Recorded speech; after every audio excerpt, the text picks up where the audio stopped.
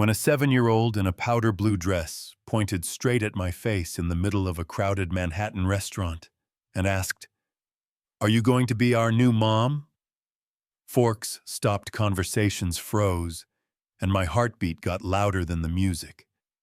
I was at a table for two with one very empty chair, watching the door for a blind date who was now almost 40 minutes late, already texting my best friend that I was done being the girl people kept waiting, the safe backup choice, the warm-up, before they committed to somebody shinier. You know what I mean? And suddenly I had two tiny strangers interviewing me for a family I didn't know I'd applied for. My name is Hannah Porter. I teach elementary school art. I stretch paychecks. I buy clearance dresses. I've heard you're such a good girl, someday someone will appreciate that. More times than I can count. So when Megan convinced me to try one last blind date with a man she swore was different, successful but kind, loves art, values family, I said fine, one more shot with one rule: I would not chase anyone's attention. Leora's was the kind of place with low lights and soft jazz, where nobody gets stood up except apparently me. And at minute 35 I told myself, that's it, I'm leaving. I will not sit here and make it easy to laugh at me. Then came the quick footsteps, the hostess saying, "Girls, wait," and two identical kids in blue locked onto me like they'd seen my picture. "Are you Miss Hannah?" the first one asked, and when I said yes, the second leaned on my table and said clear as a bell, "Are you going to be our new mom?" Every head turned. Then their nanny Patricia rushed in apologizing, explaining they were Sophia and Amelia, that their father, Mr. Bennett, had been detained in a board meeting. His phone had died. He was very sorry, hoping I might consider rescheduling. In one breath, I found out my date wasn't just late. He was Jason Bennett. Yes, that Jason Bennett. And he had twin 7-year-old gatekeepers. My first instinct was to decline and go home, but then one of them spotted my Starry Night phone case. "Daddy has that in his office. He says it helps on dark days."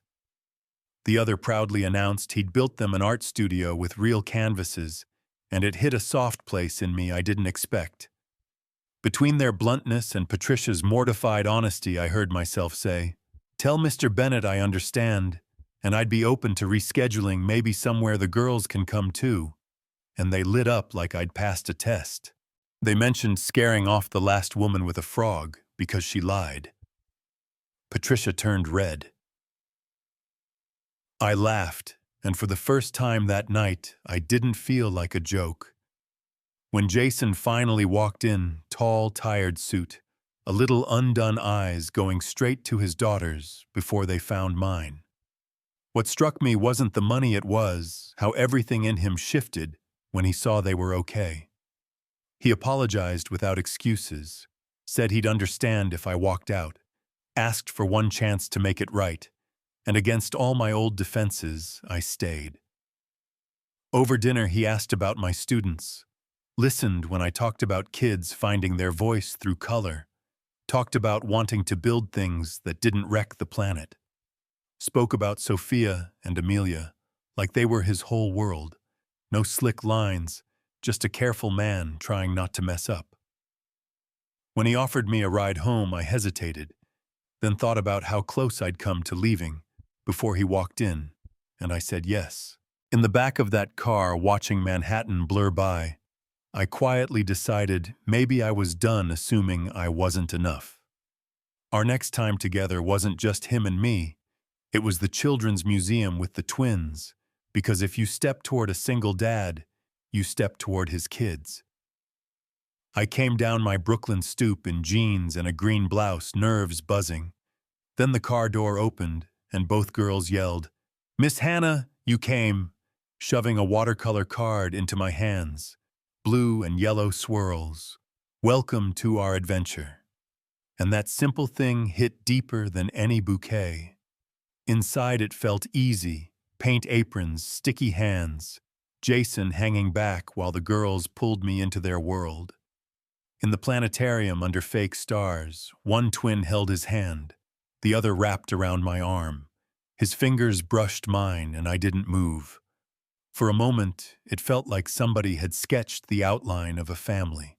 On the ride home, my phone lit up with messages from Megan, and when I finally called expecting her gloating, she went quiet and said, "Hannah, I never set that up. I interviewed him once, that's it. I never sent him your photo. I never gave him your number." So if it wasn't her, who was it? That question sat heavy until my doorbell rang, and Patricia stood there, out of uniform, clearly torn up. She sat on my couch and laid it out. The twins saw my picture in the article about my art program, decided I was perfect, got into Jason's tablet, poked around with contacts, tugged on the right adults, until the reservation at Leora's existed. Jason discovered it right before our first date, panicked, nearly canceled, went anyway, planned to explain, then saw us together and froze. Now he'd convinced himself it was all wrong, that a relationship born out of their scheme would be unfair to me, and he was about to cut things off. "He'll be furious, I told you," Patricia said. "But in 8 years, I've never seen them attached to anyone like they did to you, and I haven't seen him look that alive since his wife died. You deserve to choose with the truth." She left his private number on my table and walked out.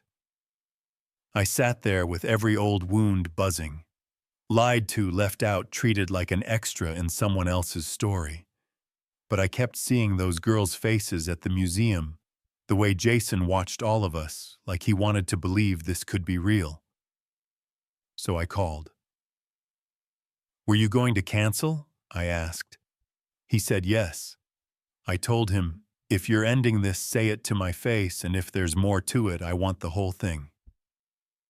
The next night I went to his penthouse, all glass and skyline and kids' drawings on expensive walls. And he didn't reach for charm, he reached for honesty. He told me about Claire, his wife, his partner, how she'd found quiet theft in their accounts, how she called him one night, saying she had proof, and was on her way home, how she never made it. The police said accident. The suspect vanished. The evidence vanished. Strangers turned his grief into something to pick apart. People got close for access, for leverage. So yes, he started checking everyone, locking down, trusting almost no one. When he admitted he'd had me vetted, that familiar heat hit my throat, because being treated like a potential threat, when you've spent your life being the safe option, stings. He looked at me and said, "You should walk away. My life is chaos. I won't drag you into it because my kids pulled a stunt." And that's when it clicked. He was doing what everyone else had done to me in quieter ways, deciding my limits without asking. I told him, "You don't get to make that choice. If you lie, I'm gone. If you're honest, I decide. Don't call it protection if it's just fear." He went quiet, the CEO shell cracked, and finally said, "I don't want to lose you." That was the real turn for me, not the penthouse, not the mystery, but the moment he finally put the decision in my hands. So I stayed. I stayed through the weirdness of learning his world, through a few nasty comments from strangers who saw a teacher next to a billionaire, and wrote their own script, through security updates when the man who stole from them was finally found, through nights where we talked about Claire, so his daughters would know her as more than a framed photo. Inside that home with the doors closed, it wasn't a billionaire and some charity case, it was a man trying to be better. 2 girls who wanted to feel safe loving someone new, and a woman who was finally done apologizing for being exactly who she was.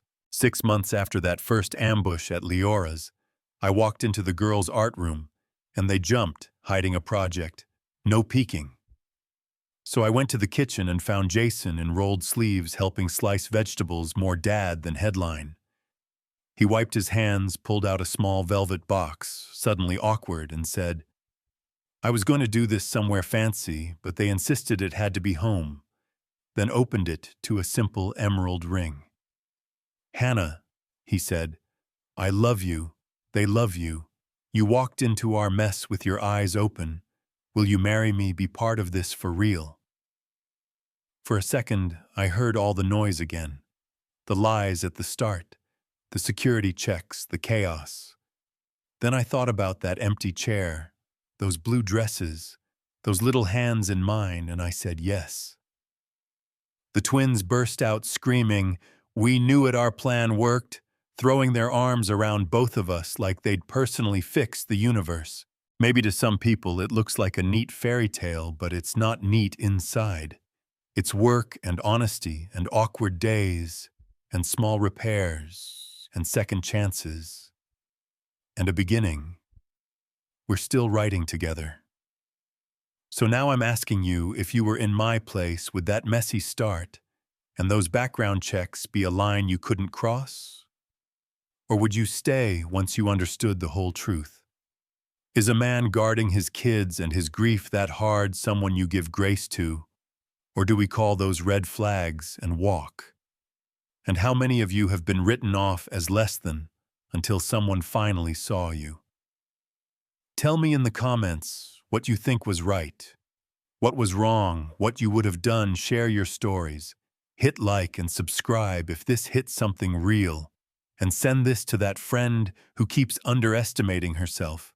Because sometimes the strangest, most uncomfortable beginning is exactly how you end up in the life you were always meant to have.